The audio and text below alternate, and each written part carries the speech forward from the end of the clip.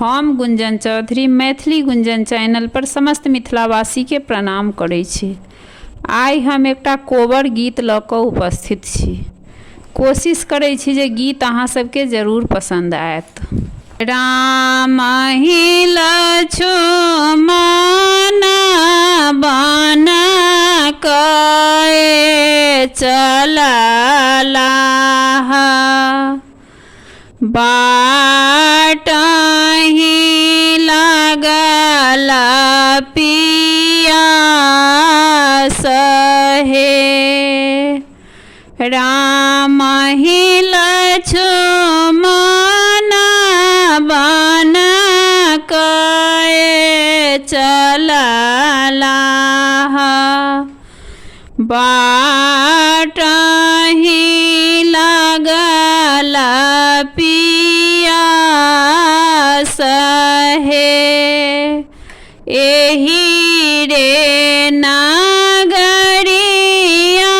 में केओ नहीं आपन, लक्ष्मण के लागल पियास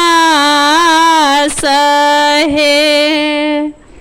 घर सँ बाहर भेली कनिया सोहाबे, माथ कलश नेने ठाढ़ हे।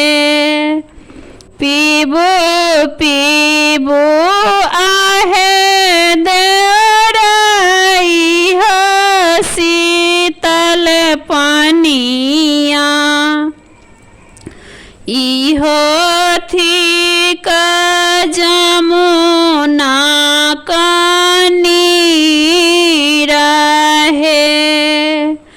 ककर बेटी ककर कुल जनमल, किए थिक स्वामी का नाम है।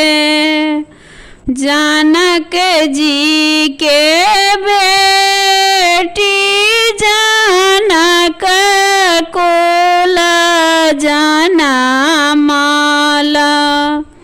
श्री राम थिक स्वामी जी के नाम है। श्री राम थिक